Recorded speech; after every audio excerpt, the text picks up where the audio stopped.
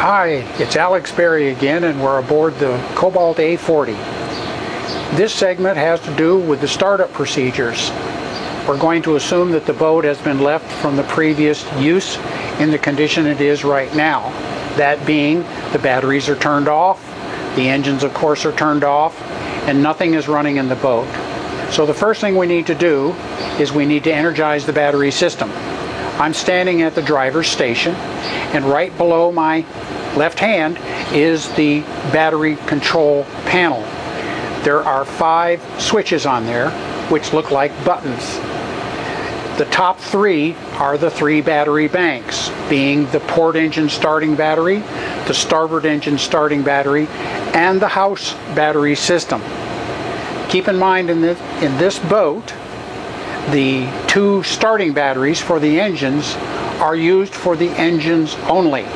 The boat itself does not take any power from those batteries under any condition except for emergencies.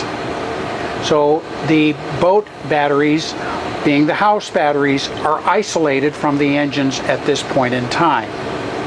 Once we start the engines, then the engines will automatically charge whichever battery system needs charging the most. It's a totally automated system that you don't have to worry about. We're now ready to get the boat to go, and the next step is to disconnect from shore power and get on generator power for the 110 volt systems. I want to contradict that statement very quickly by telling you that it is not necessary to have any 110 volt power to run this boat. The only things that won't work without 110 volt power are the air conditioners, the microwave, and the optional ice maker. Everything else in this boat, all of the electronic systems being TVs, satellite, radar, the engines, everything else runs on 12 volt. So we don't need to start the generator, but it's pretty nice to have air conditioning, especially on a hot day. So the next thing we're going to do is we're going to start the generator. This is the cabin-mounted electric control panel. Within that panel is the generator control.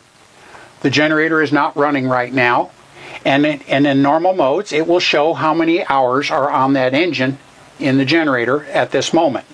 To start it, I simply push the mode button one time, and the screen will then say Gen Start, as it is doing right now. Then I'm going to push the start button one time. It says send start, and the generator starts. Now if the generator is cold in a diesel engine application, as this boat is, there could be a delay of 10 to 15 seconds while that particular engine preheats before it will start. But you do not continue to hold the start button, it does it all automatically. So now that it's running, we can switch over from shore power on our 2 shore power inputs to the generator by simply switching over to generator. The next step in getting ready to get underway is to disconnect the boat from shore power. Just to review, we've got the generator running, we've switched over to generator power, so we no longer need shore power, plus we can't take them with us. So the next step is to go on the dock and disconnect the shore power cables from the dock power source. That is for safety reasons. You do not want these to be hot with 110 volt power when you're disconnecting them, should you accidentally drop one in the water. So once that is accomplished, you simply lift up on these lids, press on the 2 chrome handles on the side of the plug, and pull it out from the connection. Same thing on the other shore power connector. Once you've got these out, you can close these, and we're now running totally on ship's power, and we can take the shore power plugs, put them ashore, we're ready to go. Now that we have the boat electrically set up and ready to go, the next thing of course is to get the engines running. That's a very simple process with this boat because the systems are all automated. All you have to do is turn the ignition keys on. You'll start to see the 2 Garmin screens start to boot up. These are computers, so they do take a little bit of time to boot up, just like your household computer would.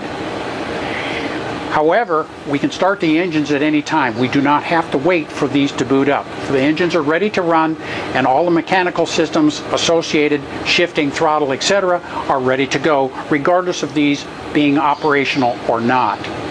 For the purpose of this demonstration, we're going to wait for these to boot up so that you can see exactly what happens. It's going through different sequences, and pretty soon it's going to come up and ask me to agree, and I can push either screen at the appropriate point. These are touch screens to tell it I'm ready for you to go. The way I have it set up right now, I have the navigation set up on the port screen or the inboard screen, and I have the engine functions set up on the outboard or starboard screen. I can put anything I want anywhere I want it. I can move all the engine functions over here if I want to. So it's very versatile. You can set it up to your particular liking. I hope you found this information informative and important to you with your new A40. Keep in mind that your dealer is always available to you, as we are in Neodesha at the boat plant. Please keep your dealer advised as to any issues that might arise, and let us have the opportunity to work through those with you to make sure that you enjoy the boat to the fullest. Thank you so much.